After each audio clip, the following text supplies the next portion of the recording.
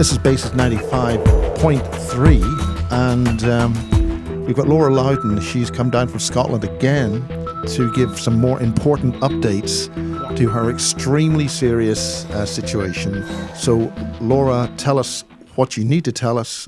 It's over to you.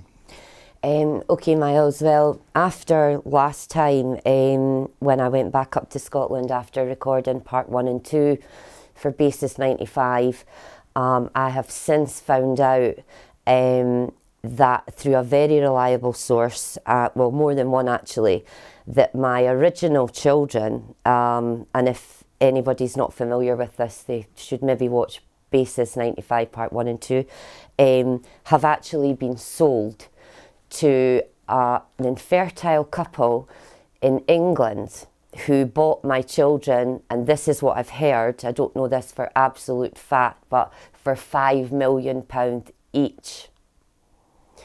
And so what I've decided to do is put my children's, after much deliberation, what I've decided to do is put my daughter's photo out there in the hope that somebody recognises them.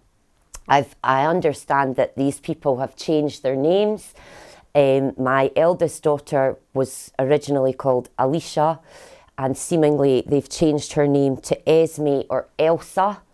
So, and this is a couple who couldn't have children of their own, who are extremely rich and seemingly have spoilt the girls absolutely rotten. My eldest daughter, I'm told, remembers me.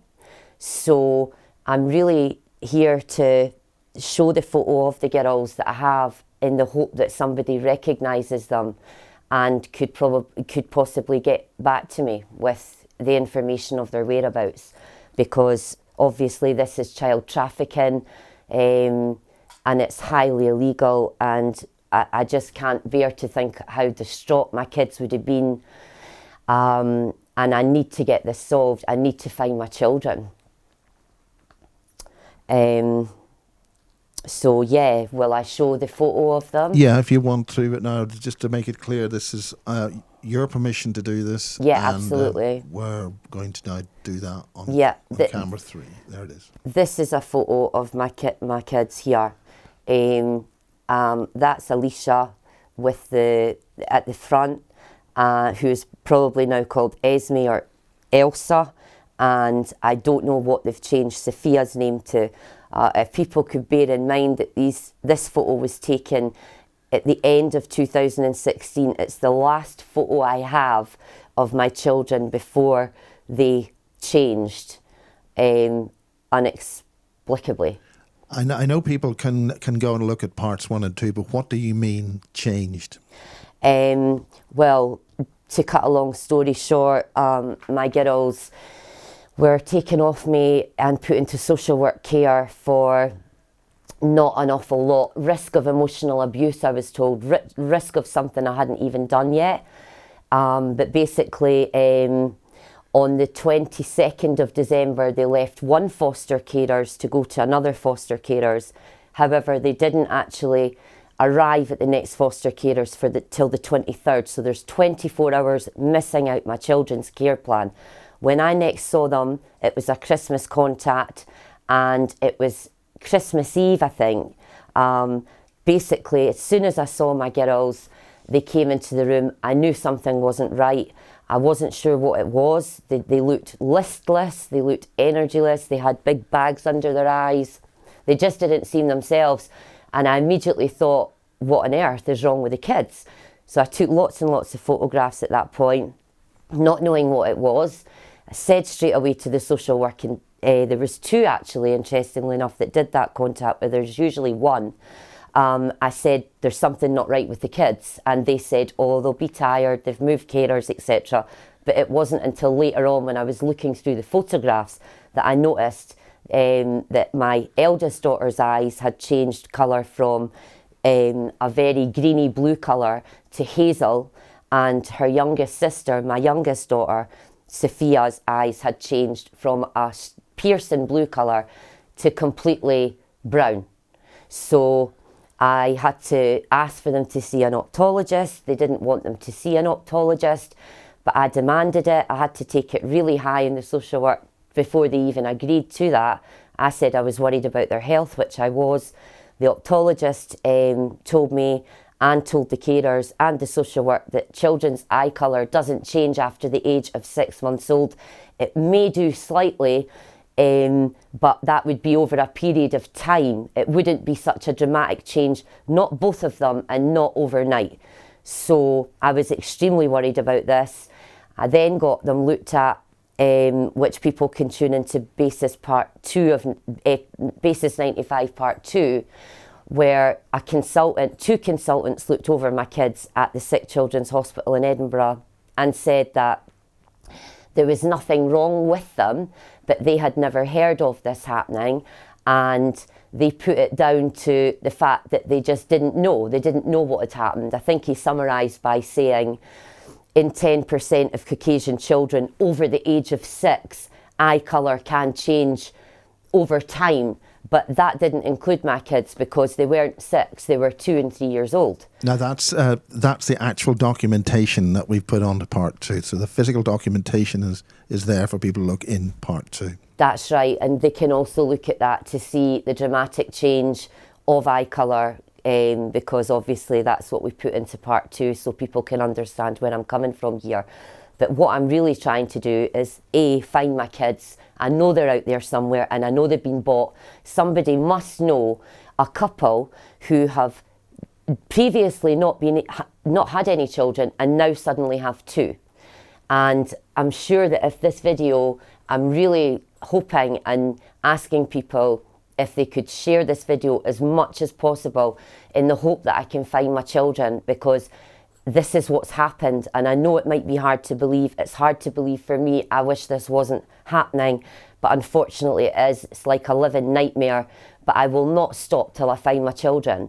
And I know that this is a dangerous subject, and because I'm also exposing human cloning, which people have been saying for decades does exist, doesn't exist. Now, what are you exactly saying there? Well, I'm saying it does exist. In what way? I mean, why in relation to this particular story are you claiming human cloning?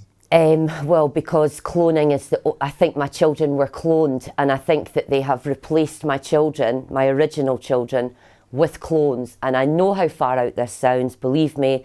However, I've looked into this extensively. I've had to research it over the last 2 years. And the only thing with human cloning that they can't deter is eye colour and ear shape. And those are the 2 things in both my children that have changed dramatically, not just a little bit. Alicia's eyes were pure green, a bit like mine, but much greener. And they were gorgeous, actually. They both had amazingly striking eyes. And now, as I say, Alicia's eyes are hazel coloured. Her tongue tie has also disappeared. It's a condition that kids have when they're born, that their tongue's too tight to their mouth. And they said that they wouldn't operate on it because she could eat and speak normally. Now, could you look at camera 1? Because you've got a particular eye issue, which Madeleine McCann had. Do you want to talk about that? Yeah, I mean, I've always wondered what that thing is in my eye. It's a brown speckle in my left eye. So I'm sure you can probably notice it on the camera, but I really don't know what it means. Some people have said to me that it's got some sort of reference to possible pagan type stuff, but I'm not a pagan, even though my father is a pagan master, I'm told. I don't speak to him at all now. And funnily enough, since this video, Basis Part 1 and 2, Basis 95 Part 1 and 2 went out there 4 weeks ago, he hasn't spoken to me at all. In fact, I found him in my street 2 weeks ago trying to take my car in the middle of the night because he has a spare key for my car. And the only thing I can think that, instead of just phoning me and saying I need the car, so I confronted him, because luckily we were actually on our way back from somewhere when we saw his van come into the street. Otherwise we would never have known. The car would have been gone by the morning. And we noticed that he'd had the bonnet up. He was trying to jump start my car. So I said to him, what on earth are you doing? Why didn't you phone me? And he said, oh, I thought the battery might be flat. I was charging it for you. And he couldn't wait to get away from me, even though I said to him, look, what do you think of this video? Aren't you worried about your grandkids? Why have you not been in touch with me since these videos went out? And he just sat there completely emotionless. It was the strangest thing, and drove away. So I'm sure he has got a lot to do with this, and I'm past the stage of the fear factor. My phone's been hacked, my house has been broken into, my car's constantly been broken into. I'm not talking about since I put the video out, I'm talking about the last 2 years. And this is something, I think I'm scratching the surface of something bigger here. That's what I've been told. Well, if I mention Dave Marrow, yeah. Do you want to talk about Dave Marrow? Yeah, I can remember Dave. Because Dave Marrow has got associations with Max Spears. Yeah. And Matt Todd. That's and a right. guy called James Casbolt. Aye, I've had to look into these people. Well, I'd heard of Matt Spears and I'd watched quite a lot of his videos. However, with Dave Marrow, after Basis Part 1 went out, he contacted me and he said that he thought he was linked to the story. Well, it wasn't until I phoned him just to find out if he could help at all or if I could help him in any way. And he sent me a couple of pictures. Well, it was actually his profile picture anyway. And I recognised him straight away. And I know that I met him when I was little. I know I did. He's 5 years younger than me. And I can remember being at a camp, some sort of camp. It's a very vague memory, but this part of it's not. And being in some sort of dormitory where there was girls and boys. I think I must have been about maybe 10 or 11. And there was these teachers there that kept blowing whistles. And we had to keep getting out our beds in the middle of the night. It was freezing cold and having to stand at the end of our beds for hours. And if we moved or if we moaned, they would blow the whistles again and they would say, right, you have to start again now. And I don't know if my memories, I can't see it being a school camp, put it that way. I don't think so. And I do remember Dave. I remember his voice. I remember what he looked like back then. And he remembers me. And I think he said that he remembers me from, is it Bournemouth? Burnworthy Manor, where they trained a lot of the British super soldiers. Yeah, Burnworthy Manor. But also an island in Scotland. Aye, Orkney. Yeah, that's where he's from. And I'm not sure if I also remember him through... well, my dad used to take me out every Sunday because my parents were divorced. So my dad would take me out on a Sunday, and every single Sunday when I came back from being with my dad, I would be sick everywhere. And you'd think that would be a sign for a mother to say, oh, that's not a great place for my kid to go, so I'll stop that. But my mum didn't stop the contact with my dad. I don't know why I kept being sick every Sunday. I can't remember what actually happened the time I was with my dad. I've not got any memories of him doing anything untoward or anything to me, but he is, as I say, he's a pagan master. He's high up in that sort of society, which I want nothing to do with. I must underline that. But yeah, I think I might remember Dave from then. My dad's never away from the Orkney Islands, and I've been up there a couple of times when I was wee as well. I mean, what's the connection with the Orkney Islands? Is it a holiday resort or? Well, it's got a lot to answer for that place. If anybody looks it up, it's there's a lot of ritualistic child abuse that goes there, satanic child abuse. There was a huge case, I think it was in the late 80s, and it was about children who they took about 17 families, children off them, because these kids were painting pictures and saying that they were doing, you know, horrendous things to babies, etc. You know, if anybody's familiar with satanic ritual abuse, they'll know what I mean. And in Orkney, for some reason, it seems to be prevalent. I'm not sure why. It must be something to do with the ley lines or something. Is a standing stone site anywhere nearby? I couldn't tell you, Miles. I don't know.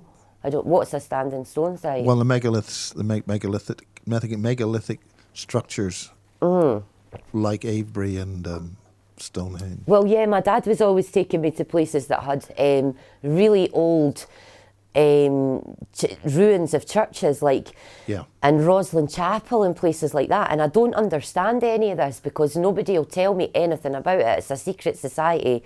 And just everybody's keeping so stumph. In the last 3 weeks, I've been to see several of my dad's friends. Well, I've attempted to see several of them. One of them who is extremely high up there in the elite. I mean, he's, if not a billionaire, he's certainly a multi-millionaire. And he could not wait to get me out his office.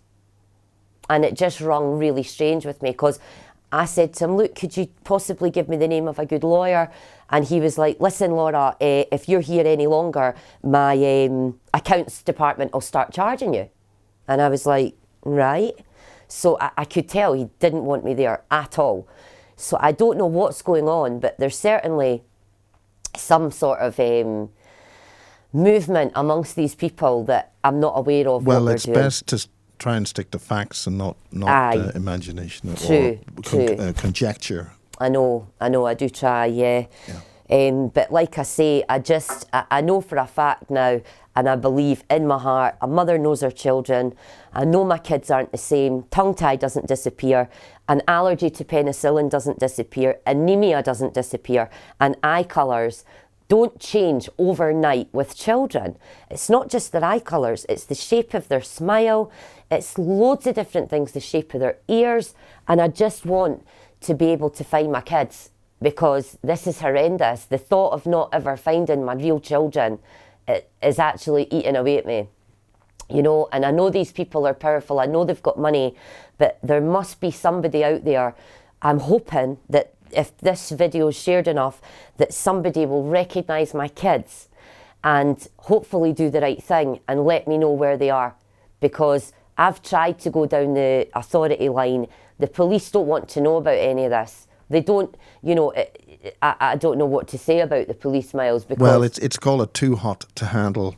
Yeah. It's too hot to handle, and they're pressed for many other things. Which surprises me, because they've actually had a case 2 years before me, where exactly the same thing happened. A wee girl and a wee boy. And as I said in my last video, the woman was given death threats. She had to move to Portugal. She was given £96,000 to get to Portugal. So, obviously, they've got money to spend. I mean, you know, if you look at the child trafficking or people trafficking facts in the world, there's only one illegal trade that earns more money, and that's arms. So even with all the things like crime and drugs and everything, it's actually child trafficking or people trafficking, sorry, I correct myself. In 2014, they reckon it made 150 billion in profits, and that's in 1 year. And in 2012, this is the only figures I could actually find, they reckon that an estimated 21 million people are trafficked a year in this world, which is horrendous. So I'm obviously trying to stop that, because this is what this is. It's human trafficking, it's child trafficking, and it's wrong. These are children, and I will go to the ends of the earth to find them. And, you know, it is quite daunting, because I've been told this goes really high. Whether or not they mean people that are powerful, I presume that's what people mean. And a lot of people in Edinburgh are absolutely terrified, but it gets you nowhere, that. So after much thought, it's the only thing I can do is put the girl's photo out there and hope that somebody recognises them. You've had other pregnancies which seem to disappear quickly, is that right? Yeah, a few times I've had that. Do you want to talk about that? Yeah, I mean, it was only a couple of months ago where I felt really, really tired. I've been pregnant, obviously I've got 3 kids, so I know how it feels. But I was quite confused about it, because I thought, well, I'm on contraception. However, things can go wrong with that. So I slept for about 2 days, and I had all the symptoms of pregnancy basically. And then right in the middle of the month, I missed obviously one cycle, so I thought, well, it's a possibility I am. And then 2 weeks later, nothing. So, and then I just had a normal... But you have some kind of medical condition, apparently, that, it's in those documents, I think, in part 2, which means you're not meant to get pregnant at all. That's right, yeah, secondary let infertility. alone have actual full-term children. Yeah, I mean, that's after I had my son, because it was such a botched up caesarean section. Whether that was meant or not, I'm even questioning. Probably was, to be blunt. I mean, that's what I'm questioning now, but it was an absolute botched up job. And then I was only 24, so I actually, after about 4 years, I was married. I tried to have another child, tried, couldn't fall pregnant. They did an endo, what do you call it when they go at laparoscopy, I think?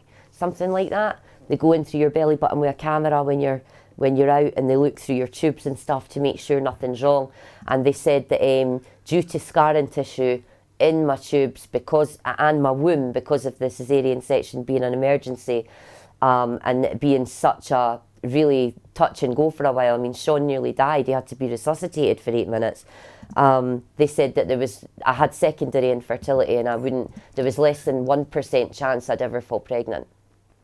But lo and behold, on my 38th birthday, I went to my doctor's with really bad stomach pains. I'd already been there a couple of weeks previous, and the doctor said, well, just to be on the safe side, I'll do a pregnancy test. There's no point, Laura, because you are secondary, you've got secondary infertility, and you won't fall pregnant again. You realise that? And I said, yeah, I've accepted that.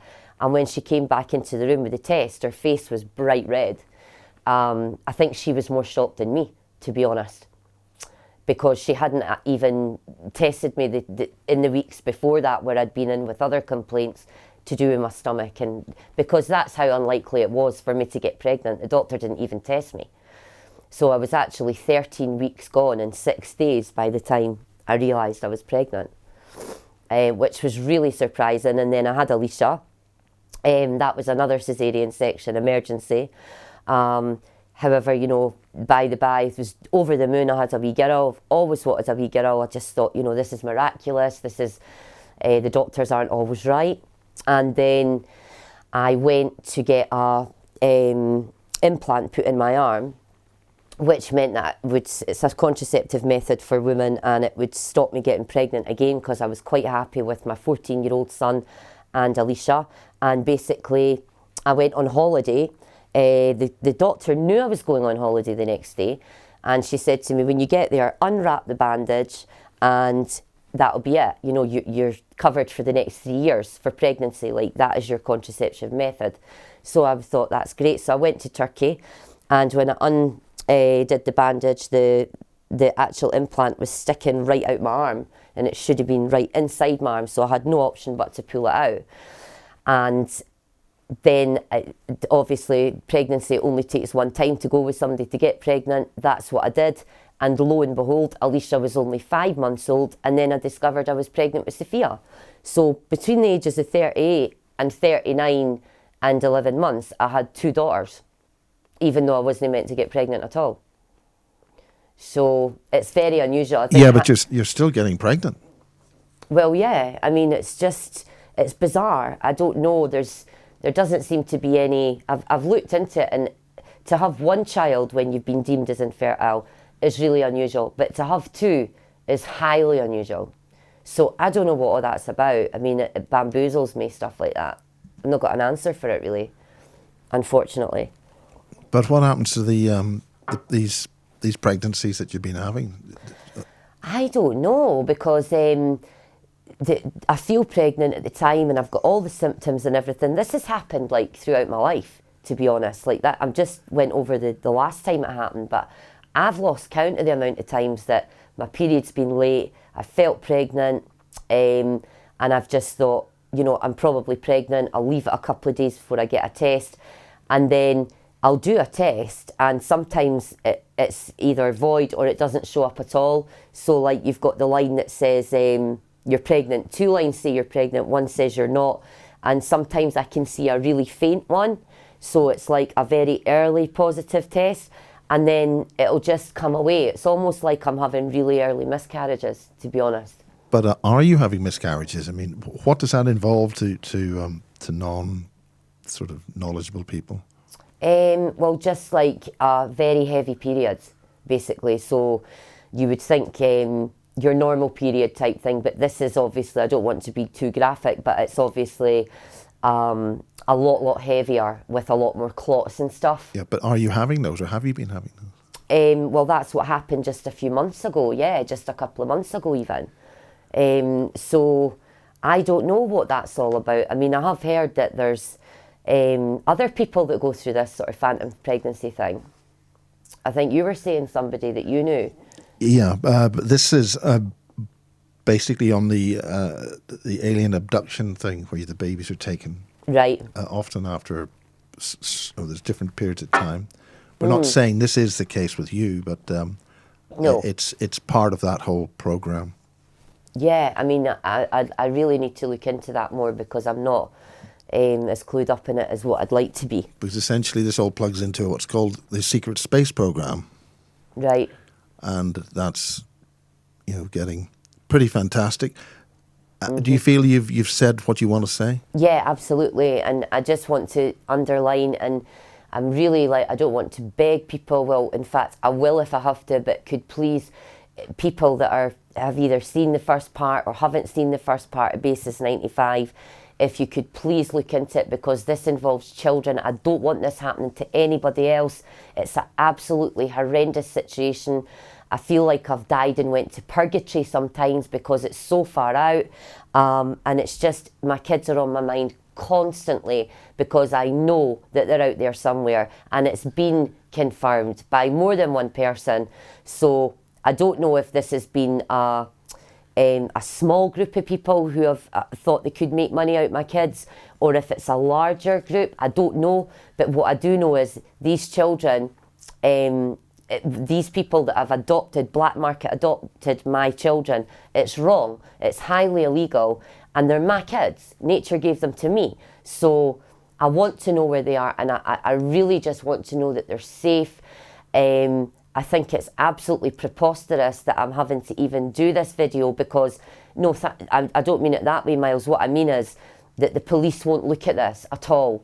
And it's something that's highly illegal and it involves kids, and you'd think they'd be all over it, but they just don't want to know.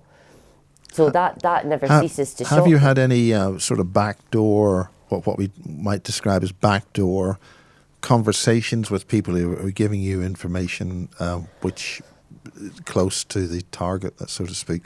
Well, yeah, I have to take everything with a pinch of salt. Is that what you mean?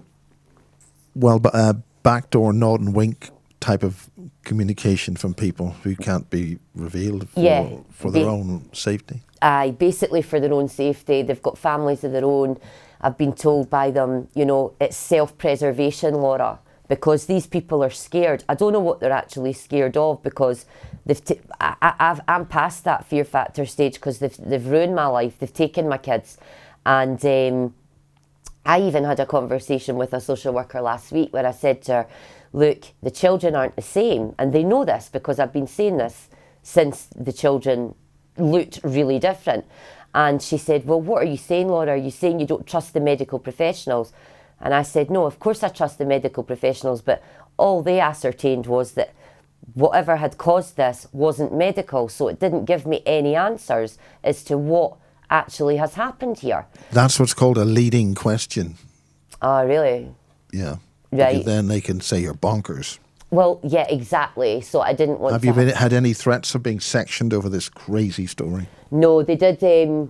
Last year, they said that, we're a bit worried about your mental health. And my gran had just died. It was the first time I've ever been in a hospital, a psychiatric hospital. My gran had died. I was told that they were splitting the girls up. And I was also getting death threats on my phone that the police wanted nothing to do with either. So what combined all those things, I was very, very stressed. So I was admitted to the Royal Edinburgh Hospital, but I wasn't sectioned. I was never sectioned. And I stayed there for 4 weeks, and they said, oh, you've got circumstantial anxiety and a wee bit of depression. Take these antidepressants and we'll see you later. So I am worried that they might go down the mental health thing and section me, and I could be in a hospital for years, because let's face it, that's what they can do, these people. But the one thing on my mind is finding my children and stopping this happening to anybody else, because it's horrendous. Absolutely horrendous. Well, I think we've probably said enough for Yeah. now. We've come a heck of a long way once again Yeah. from Scotland down to the south of England. Yeah. And that takes commitment and courage and a bit of luck to you. Thank you, Miles. Thanks very much for having me. And hopefully somebody may be able to recognise my kids.